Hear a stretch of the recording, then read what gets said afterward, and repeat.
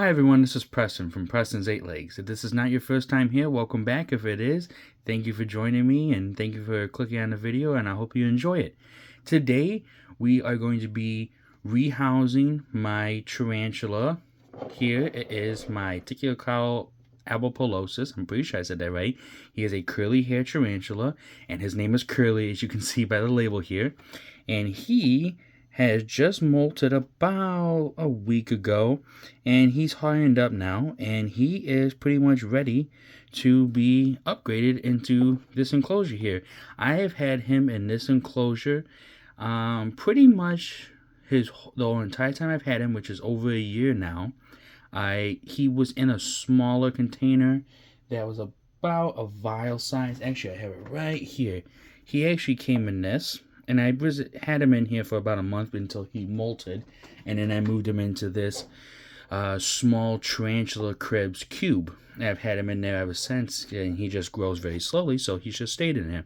But today we're going to be moving him into the small slider enclosure from Tarantula Cribs as well. Not sponsored or anything. I just like showing you guys the stuff that I use. And like I said, today we're going to be building him a new enclosure. Now, this one is going to be more of a simple one. I'm not going to go over exactly every single thing that I use, as in what brand and everything, because I do have a separate video that I talked about all the supplies and equipment that I use for my tarantulas. But basically, I want to show a simple way that you can set up your tarantula's enclosure for a terrestrial spider or a terrestrial tarantula. That way, everybody kind of gets a simple idea, because I went over all the things that I use and what brand I use and why I use them. But this way, you guys can actually see them in action and not have to slow the video down talking about what brand and everything. Because basically, as long as it's good quality and you're happy with it, you can use whatever brand of enclosure or soil or decorations or anything that you like. So I will move him off to the side, and we'll start putting some dirt in here and get to it. Okay, and we're back. So first off, we're going to start here with is the most important part, which is the substrate of the enclosure. Of course, tarantulas, you want to make them a more natural enclosure. The more natural, the better.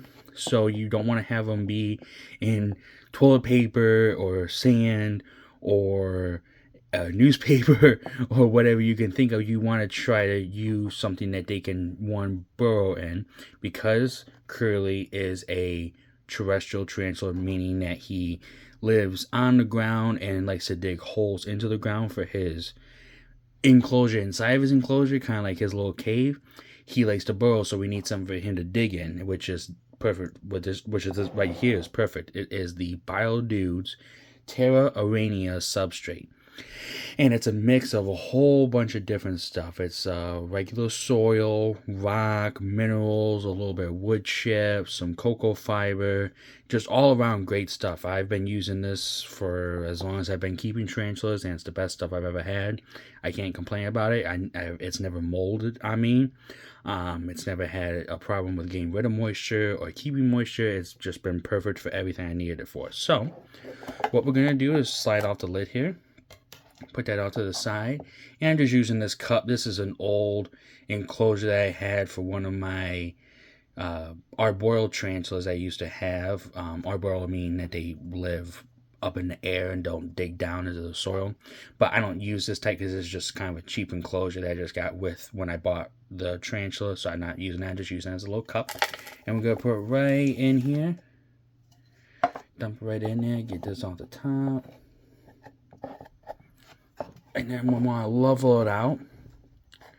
So like I said, Curly is a terrestrial tarantula. So while that may look like a lot of dirt, it's really not, because you see the size of him right here.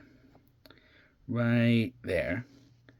And you see, so he's probably about the size of my thumb. So if he burrows, you want him to be able to burrow, not hit the bottom. So we're going to put some more substrate in there and get it a little bit thicker for him. Really, for a size tarantula like him, I would say the best is to probably get the substrate just below these vents here on the side. That way he has plenty to dig around in. So we have some more dirt here, or substrate, whatever you'd like to call it. And again, like I said, the BioDudes Terra Arania substrate is what I use, but you can use whatever you like and whatever you feel comfortable with and whatever you think that your tarantula likes.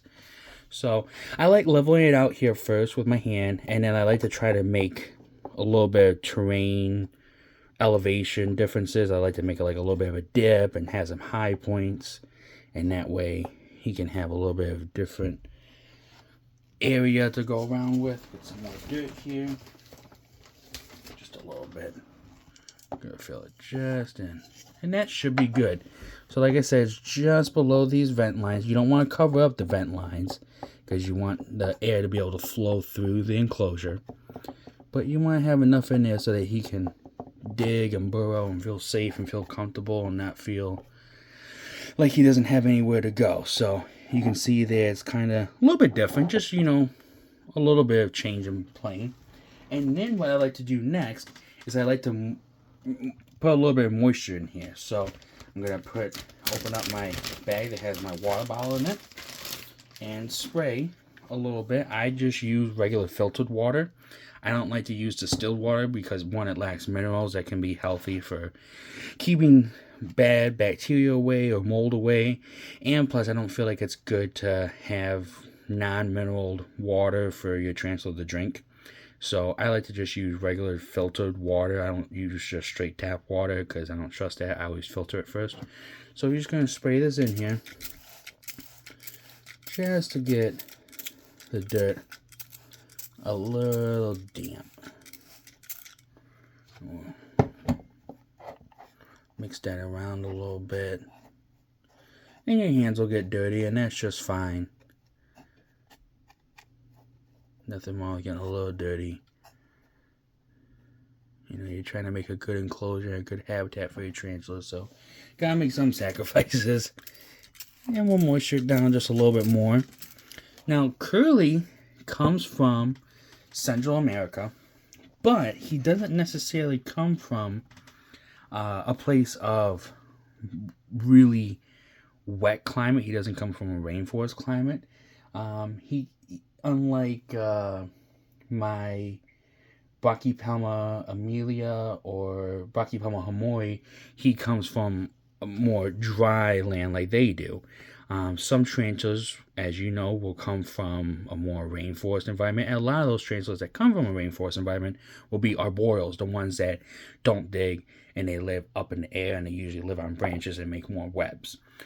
So we just want to have a little bit of moisture in here. That way just the dirt can bind a little bit better together. Plus you don't want it to be so dry when he's first going in there. So next I'm going to get some stuff to decorate for the enclosure, because just having dirt in there is not going to be enough for him. Okay, next here, I'm going to put some leaf litter in. Now, I am going to show you the guys the package just because the package is small. I didn't show you the dirt package just because, one, like I said, I do have another video that goes over all of the supplies and equipment that I use. But also that bag that I get is huge. It's a big, big bag. It's like a 10-pound bag of that dirt. That way I have plenty of it. But I'm going to be putting this leaf litter in. Now, none of my enclosures are bioactive, meaning they're not self-sustaining where I put real plants in there and then I put isopods or springtails in to be a cleanup crew. But I like to put in as much natural stuff as possible as I can, because I just feel like it's better for the tarantula, because you want a more natural environment for them. Now, leaf litter is not something that you have to put in, but I feel like it adds a little bit more of a natural feel, like I said. Plus, I feel like it does add a little bit of an aesthetic look to it as well. It just looks more like a piece of the part of the world that they come from. So here's a big piece right here. We're not going to leave that just that big. I like to kind of tear it up, put little pieces in there.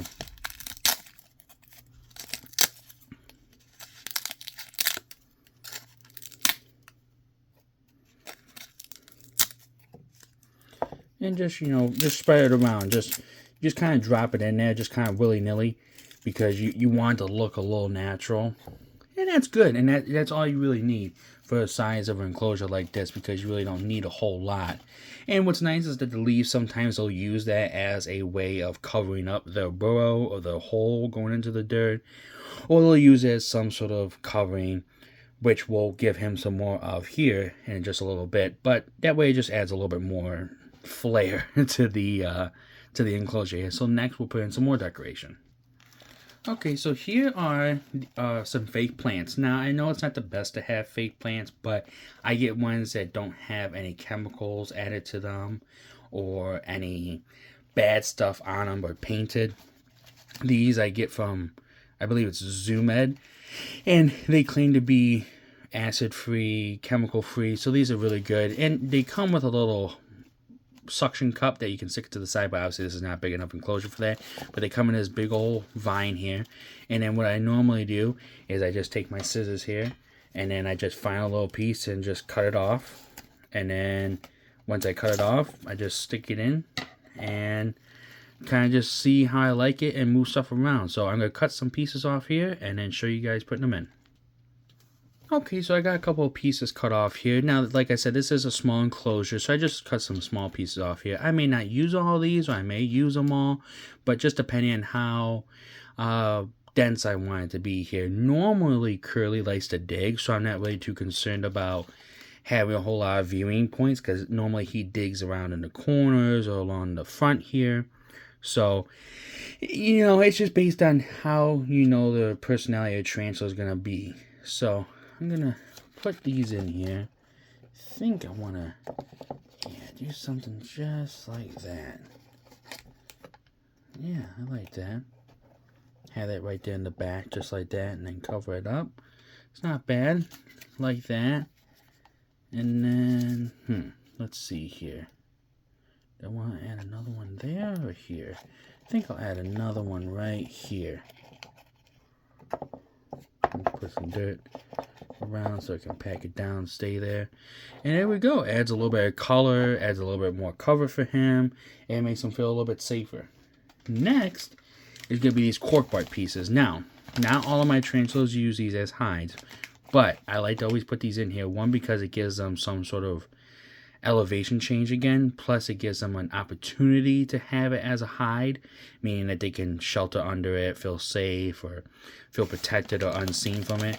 So, but as far as I've had Curly, he's never used it. A lot of my tarantulas don't use their cork bark hides. They kind of just use them as just something to crawl on, which is nice. That's cool. You want something to, you know, change their sights every once in a while. So I think I'm gonna plop that down right in there, just at an angle, dig it in there, and there we go. I think that'll be good right there. And you never want to have too big of a piece. One, because you don't want to take up so much room for them, and two, you also don't want it to fall by chance and be able to hurt them. The cork bark is very light. It's cork. It's a type of cork, so it is very, very light.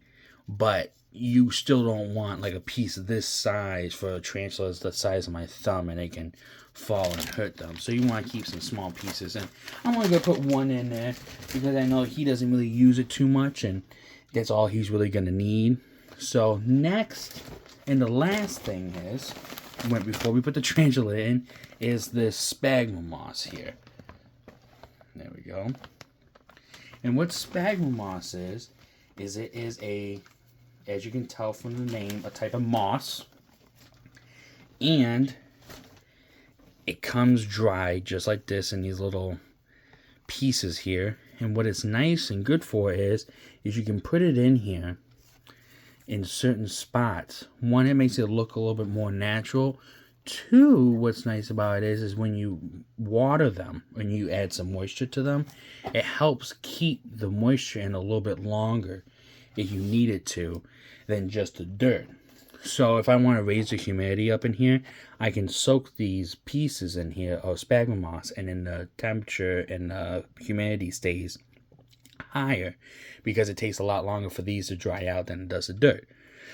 Plus, like I said, it just adds a little bit more natural look, which I like. So, and all of my tarantulas like them too. A lot of my tarantulas use them as webbing points. They use them to drink out of when I water them, because hardly any of my tarantulas use a water dish, because I don't know why actually, but I just know that when I give them a water dish, they either fill it with dirt or they never drink out of it. And so I just either spray droplets onto the walls and they drink from that, or I spray them on the leaves and they drink from that, or they drink from the sphagnum moss. So whatever they like and whatever they choose, that's fine with me. As long as they're happy and as long as they're healthy, that's all that matters. So next here is gonna be moving Curly from his old enclosure into the new enclosure. Now, as you guys can see, basically putting a new enclosure together is basically like just drawing a picture or painting. Obviously, something like that is a little bit more difficult, but you get to play around with it and make it more about how you like and what's best. And that's pretty easy. The hardest part is actually getting the tarantula to come out from the old one and into the new one, which is never an easy thing. So I'm going to pause here, get some things together, and try to get him in a position where I can show you guys getting him into the transfer vial and then getting him into here, because this might take a couple of minutes. Okay guys, quick update. He moved a little bit. He got aggravated with me and started kicking some hairs, so I'm going to give those just a second to kind of die down before I try messing with them again. And again, it's stressful for them because they don't know what you're trying to do, and it's stressful for you because you don't want to get hurt and you don't want to hurt them. But you just kind of got to work with them and take your time. I use this small little eye brush because it's soft, and plus it just irritates them just enough just to get them to move but doesn't hurt them. So that's what I use. It's soft.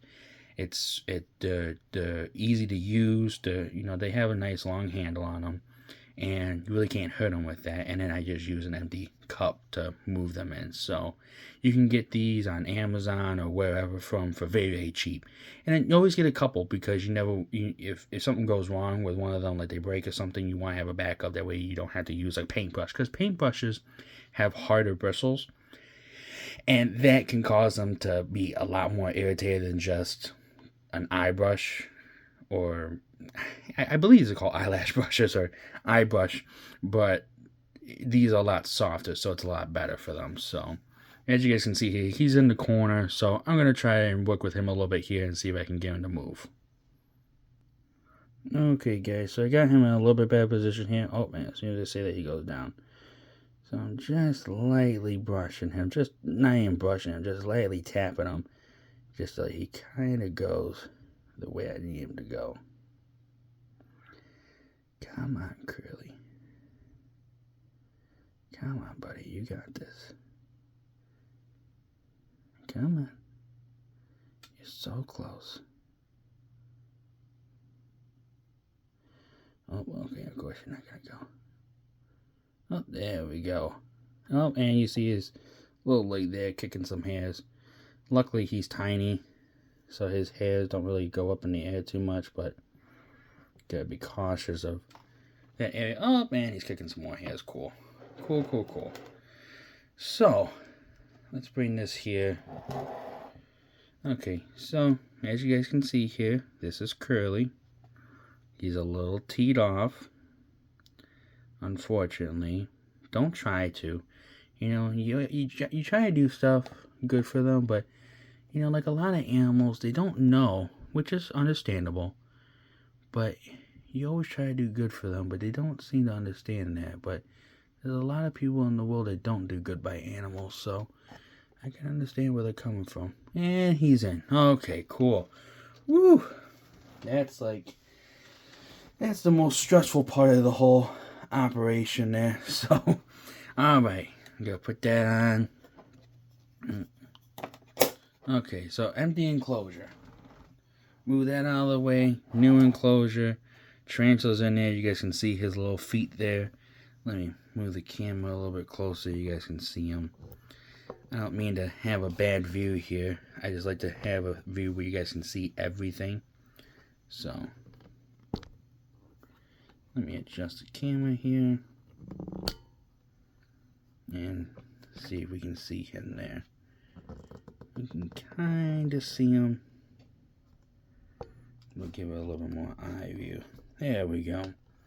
Okay, so you guys can see right there's his little legs. He's underneath this leaf right here. So, you know, normally with tarantulas going to a new enclosure, it's going to take them about a couple of hours, maybe even a couple of days to start roaming around and feeling it out, because what they think is wow, I'm in a new enclosure, or I'm in a new environment that I've never seen or been in before.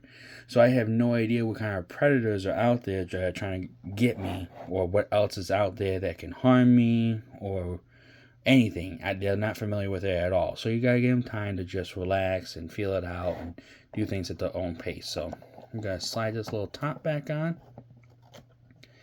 Make sure none of the leaves get caught in there. And boom, voila. A new tarantula in his new enclosure. So that is how you build a tarantula enclosure.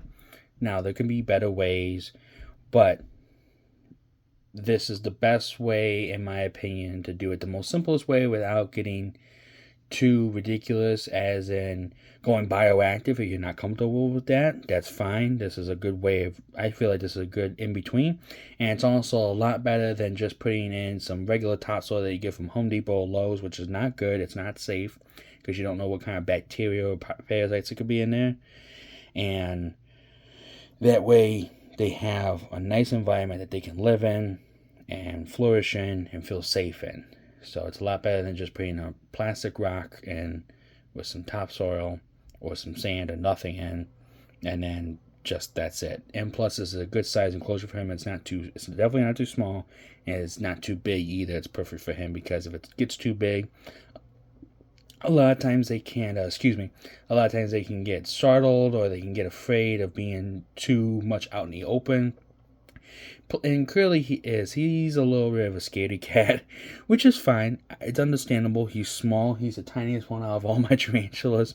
Now, obviously, they don't intermingle or anything or talk, but I definitely feel like he recognizes his size in the world.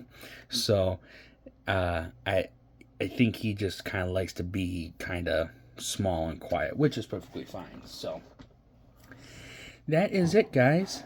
This is how you build a new tarantula enclosure, and kind of how you move them. You honestly can go a little bit smoother. Nobody likes kicked hairs or anything.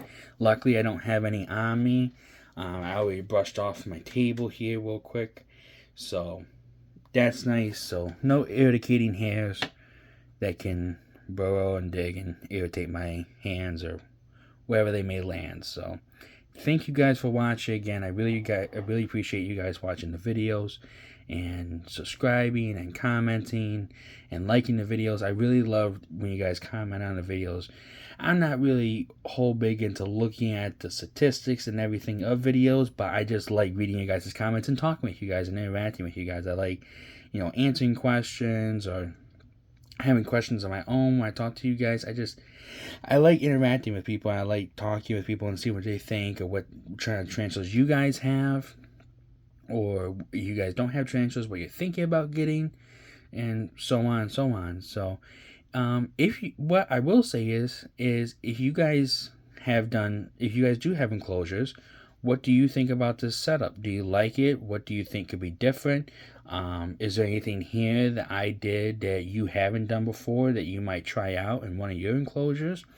Let me know down in the comments below, and let me know what you guys think. I'm always interested to see if there's something new I can change, or if there's something new that you guys just thought of, or whatever. And if you guys can, I'm also on Instagram at Preston's 8 Legs again. And if you guys want, you guys can always message me on there and send me pictures of your guys' enclosures and tarantulas. I would love to see them. And I love tarantulas. I love my spiders. So I love seeing other people's tarantulas and spiders. Because right now I have a small collection, which is fine. You don't need a whole bunch to feel like you are a tarantula keeper or anything. Even if you only have one, that's enough. But again, thank you guys again for watching. I really appreciate you guys, everything you guys do. Subscribing, commenting, everything. Just watching the videos. It's been awesome. I enjoy making these videos for you guys. And I will see you guys in the next one. And the next video will be very cool. The next one is going to be, I spoke to you guys in the last video how I went on vacation to Mexico. Well, in Mexico there, they do have spiders there, they do have tarantulas, but we were in a touristy area, so I didn't see not one single insect, not one single tarantula, spider, not even a fly or a mosquito. I can't believe. But what I did find is reptiles, and just a couple of reptiles though. I found some iguanas, a bunch of different species of iguanas, and some of the little tiny lizards there. I can't remember exactly what their name is right now, but they have all different species of those guys right there. So next video will be me going over some of the pictures and videos that I got of those reptiles down in Mexico, Cancun, Mexico, to be specific. So you guys have that to look forward to. So again, guys, thank you guys for watching, and I hope you have a good day, and see you guys in the next one. Bye.